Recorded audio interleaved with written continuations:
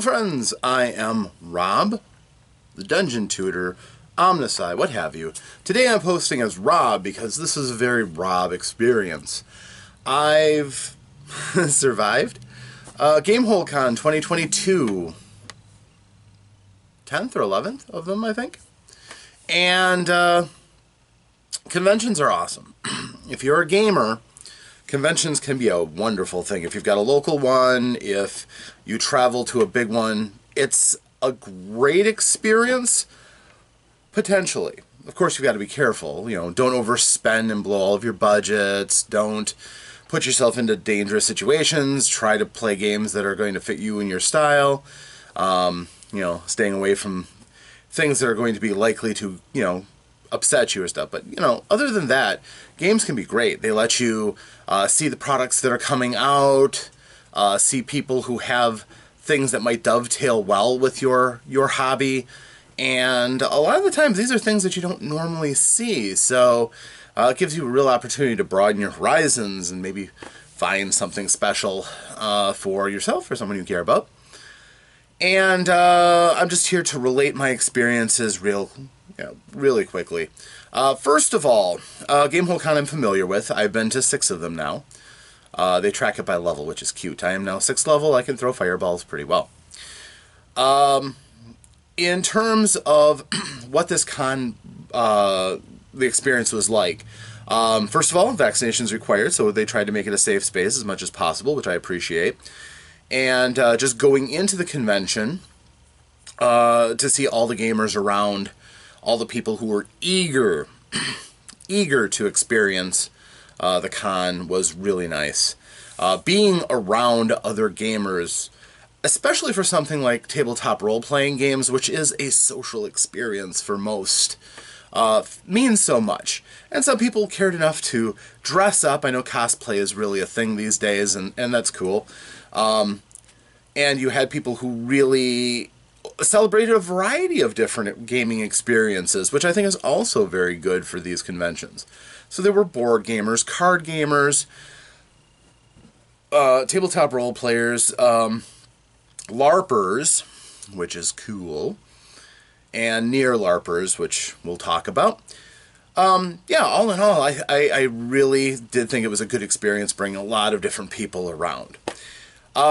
It was also a time to recharge my batteries. Just being in the society of other gamers was really cool. And also, you know, being seen. Let's face it. I've been doing this for quite a while. I know several of the people who are at the convention, and they know me. Not just my local hobby store, who was representing there, Chimera Hobbies of Fond du Lac and Appleton, go. But, you know, going and seeing people like, artists like he's not a friend, I don't know him outside of the cons, but I really respect him, Brent Chumley, great artist, just does such great work, and I love to support him. I've got a number of great Chumley prints and game mats and things like that. My wife's mouse pad is a Brent Chumley piece that I love. And I'm so happy to see that he's doing well, even in this day of emergent AI art. He and these other artists are still here representing. Chris Anderson was there, and just some really, really great artists.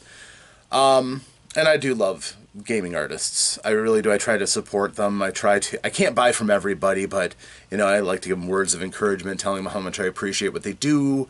Just marvel at what their minds come up with and how they can make this fantastic art. I'm not going to go over everybody that I saw, but, you know, it's like, hey, that's Merle Rasmussen. Hey, that's Larry Elmore. Or no, I didn't see Elmore this time. Ed Greenwood. Ed Greenwood was there. Oh, jeez. I saw a number of luminaries. Also, people who are still in the industry who are pretty impressive. Luke Gygax. You know, a guy who uses his name, but also puts so much back into the community. I really do respect Luke. You know, just there were so many people. It was not a huge convention, mind you. This is not Gen Con, nor should it ever be. Frankly, Madison, I don't think could really handle a huge convention like that. but it was comfortable. I never felt like I was going to get trampled. I never felt like I was pushing through crowds. It didn't happen. But it was bigger than it was last year, and growth is important. So that's pretty big. The oh man moment of the convention, though, for me was I was wrestling with something. I was thinking about getting Monty Cook Games' Invisible Sun, because it seems so out there, but at the same time, a lot of those games that kind of break with conventions have really interesting mechanics and everything that I can bring to my game design theory and stuff. On the other hand, it kind of looked like a Monty Cook fever dream, especially when it came out on Kickstarter. I didn't trust it. Now that it's out, I'm like, still nobody's really talking about it. Maybe it's a really good game that nobody had a chance to put up there. So as I was contemplating getting it, I walked into the Monty Cook Games 10th year anniversary party. And, sorry, a little bit of a cough. You know, there was a party celebration going on around me as I'm thinking about getting these games, and I eventually sat down with the art director over there and some creative folk, and eventually this nice gal named Tammy came down, and she sat down and she's like told me all about Invisible Sun while all this was going on around, and her personal experiences with Monty. That really did kind of push me over the edge, and we'll be talking about Invisible Sun at some point, definitely.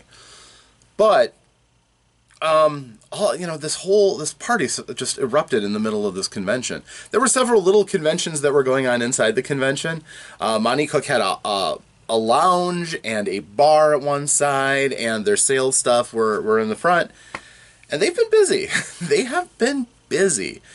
Starting with New Minera, but they did Invisible Sun, then they did The Strange, and the Cipher system, of course, that links them all together, and then Plane Breaker, Patolis, which I think Monty had for a while. All this together just got, it puts them in a really nice spot, and Monty gives them name recognition, and their stuff looks great. Their art's amazing. So, but that was kind of my wow moment. I love this con, because just stuff like that happened. Talking to the great people at Dorkstock, who celebrate the games John Kovalik has done art for and been a part of, especially, Munchkin. Certainly a banner, but it's not the only thing they've done.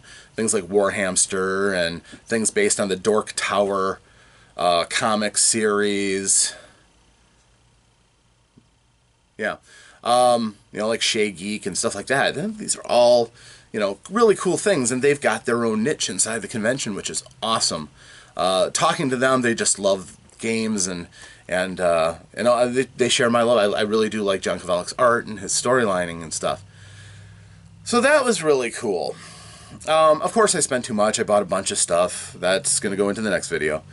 But, yeah, I've got a huge stack of stuff to show off and go through. But cool stuff that will hopefully help my game presence, my library of games that I have to draw from and experiences that I have to pass forward with a lot of new stuff. I'm very excited about this stuff. So, I did not take place in an emergent part of the convention, which is all the near LARP stuff. That is what I consider True Dungeon and Arpex to be. True Dungeon was going on at Gen Con just at the tail end of, I believe, when I stopped going to Gen Con when I left Milwaukee.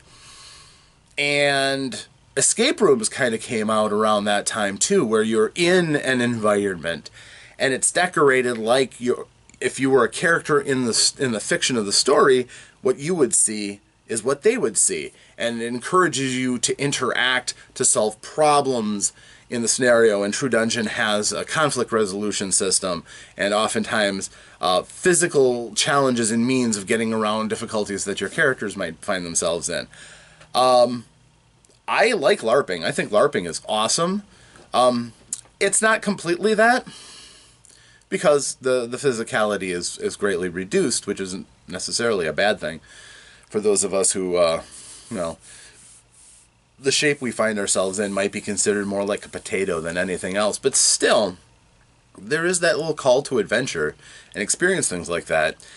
The thing is, those kind of games are often a collectathon. You do it, in some cases, yeah, experiencing is one part of the thrill, but it's collecting the loot and making your character stronger and having access to a bigger pile of pucks and props that'll really buff you up. To a certain extent, LARPing is got some of that too. You are looking to get more powerful so you can do more things, and ultimately, you want to overcome the challenges. But there's more role-playing opportunities in LARPs typically than there would be in these kind of games. Also, I find that True Dungeon especially, but eventually RPEX will get to that point. If you don't know what RPEX is, it's somewhat similar, just a little lower, bit lower budget. Still, some cool, interesting stuff.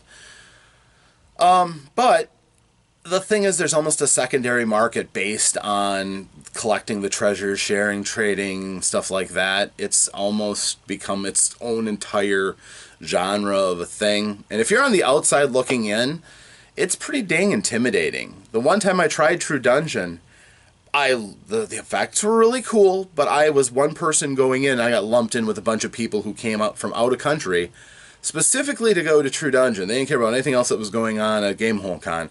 They wanted to run True Dungeon as much as possible to get all the treasure they could so that they could sell it, trade it. One guy said he actually paid for the trip, his badge, the cost of everything, just on the treasures he was taking in at high level of play of True Dungeon. I'm like, wow, that's pretty crazy. But it is what it is. I found it to be very intimidating and not very welcoming just because I was one person being thrown into a group. If a group of people went in together, that would probably be a lot of fun. Especially if they could actually wring some role-playing out of it. So, all in all, I didn't cover that, nor will I. If somebody asks, I can go more into detail on something like my experiences with that, but I don't really think it really bears to be spoken of, especially since I don't have a counterpoint fan of it to really, bring into it. To me, it's just a lot of spectacle and not a lot of depth. So, the games that I played, I was batting 500. The two bookend games, the one on Thursday and the one on Saturday, I had no players for. That sucks. The one on Thursday, I didn't have anybody who signed up for it. The game on Sunday, I had sold out my tickets, but nobody showed up. That happens sometimes. Sometimes people come for the convention and they leave on Sunday to... I don't know. If you're going to pay for tickets and want to... I don't get it. So I was just kind of sitting there I hope they're okay. COVID can wipe out people these days. There's other reasons for being sick or emergencies. If a whole family got together and said, okay, we're all going to get together and we're going to play this game, and they all had to back out, that happens. I've seen it happen more than once in conventions. I hope that's not what happened, but at the same time, I was just left scratching my head. Why isn't anybody coming to my game? Especially since there were tables around that had full tables of people playing their games. I don't get it. I really don't. I would have been willing to play with even one person, but it didn't happen. So, the other games that I did run, though, I ran the adventure I wrote for GUI Cube, Strangely GUI Holiday, and oh, was that fun. That was a blast. Those people had a lot of fun. They really reveled in the combat and working together and the loose style of 5th edition-ish that I run, and they really took it and ran and had a lot of fun, I think. So, all told, that was a really good game. And then I ran Tales from the Loop, an adventure that I created called A Friend in Need. And it was pretty cool. It's the first time I've ever run Tales from the Loop. And I actually told the players that after the game. I'm like, I've never done this before. And it went off without a hitch, really. It was intense. It was gripping. The players really got into it. We got to see the characters really kind of come to life before our eyes and meet their challenges as kids just trying to get along. I will do a review on the games that I ran. I think I'll do a State of the Dungeon on those games because I think they're worth it. I definitely think it's worthwhile remembering and covering these games. But it was really rewarding. Full table. Everybody was somebody I didn't know. By the time we were done, they all got up, they thanked me, they said it was a great game. which was cool. I actually went back and told the guys at the Free League booth, Free League, of course, the company that publishes Tales from the Loop. I told them about our experiences, and they're like, might have been a little strong for what we intended from Tales from the Loop, because there were a couple of rather emotionally charged sections in there that got a little dark. And they're like, it's not that we're against dark gaming. We have a whole other game paralleling Tales from the Loop called Things from the Flood. And that's, you're older, you're not just kids, you're teenagers, and it can get very bad. Your characters can get badly hurt or even killed, potentially. And the themes are even darker. Tales from the Loop it's supposed to be different and mysterious, but not that bad. So, yeah, I kind of shocked them with the direction that I went with it, but they advised me to tone it down and publish it, which is kind of cool. So I felt good about that. As far as gaming then went pretty well. I only played in one game. But that game was fun. 5th edition Dungeons & Dragons, playing with a bunch of people from Adventurers League, but it was not an Adventurers League game. It was a little bit deeper than that. It was called the Pixie Papaya Murder. We had to investigate the death of a pixie crewman on a ship and find out how they died and prevent other murders from happening. We were not able to prevent several other murders from happening because it has one of the major flaws that Adventurers League games always seem to have. It's impossible to solve in advance. You cannot do it. Your characters do not have access to the information or the tools. You are just kind of swept along in the adventure and get to the big fight at the end. That was it. So as far as the writing of the adventure goes, okay, you know, it was underwhelming for the process, but it was fun. We got to, you know, be in character, and I was punning like crazy, which they kind of appreciated. But in totality, I had a lot of fun and recharged my batteries. I didn't have a character. They handed me a paladin, and I just decided to, what the heck, have fun with it. And like I said, I need to do a State of the Dungeon address for that too, because I think you guys would probably enjoy hearing some of the stuff. But yeah, all told, it was great. Also, for those of you going to a con, I was talking about budgeting. You can spend your money on whatever you want, of course. If you're an adult, you can get yourself into a lot of trouble if you have an open credit card and a license to spend. They want you to. I mean, that's what the dealer shop is there for. They want to take your money, give you things, but they want your money. And also, outside the place was food trucks. Yeah, because got to have food. There's also a little mini cafe restaurant inside that you could also get food, and a little bit cheaper than the food trucks were. But you have to figure out what you're going to spend your money on, right? You probably are going to have to eat. You're probably going to want to drink some stuff other than the water out of the bubblers. How I budgeted it is, before I went to the con, I bought a big bag of beef jerky and a big bag of trail mix, and I lived off of that for 3 days, seeing what my budget was going to be. And I'm not saying everybody can do this, not at all.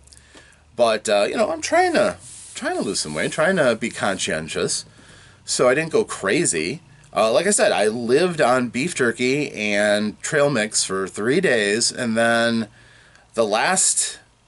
on Saturday, I just, you know, had the urge. I swung into McDonald's real quick, got some food on the cheap. Not much, just a meal, large Diet Coke. And the next day, I'm like, I can't face down beef jerky and trail mix again. I had a little bit for early breakfast. When the food trucks opened up, I got a burrito. A $12 burrito. I know some of you may live in a bigger city and think, $12 for a burrito. But up here in the Midwest, our cost of living is probably a lot lower than elsewhere in the country. $12 could feed me for 2 meals at a Taco Bell, for instance. So $12 just for a burrito. And then I got a horchata from there, which is $4. So I splurged. But I was a good boy, and I had saved the money for gaming, which will be in the next video, what I got from the con. But if you go and you hit the food trucks for your lunch and your supper every day, you're easily going to be spending over $100 in food. So that's something that you should put into the budget and really be aware of. I did twice go and get, they had some fruit salad for $5, which I didn't think was a major expenditure, and oh, it tasted so good after just the beef jerky. So, but I was conscientious with my money, and that's allowed me to come back with quite a haul for the stuff that I got. So, yeah, that was the con experience for me. I had a lot of fun, especially connecting with all those people who were at the convention. When I do my stuff that I got, I will also show you the cards that I got and things from the various people, because I like to think that I really did connect with a lot of the folks. And I unfortunately had a camcorder incident where I didn't record my video walkthrough of the whole dealer floor, which I feel terrible about, because I only got a small stretch, which I will eventually put out on video, but it wasn't the whole thing that I'd wanted to do, which makes me a little sad. But yeah, that was my con experience. Hopefully you enjoyed this, and I will talk to you next time here in the Lair of omnusI. Until then, thanks. Farewell.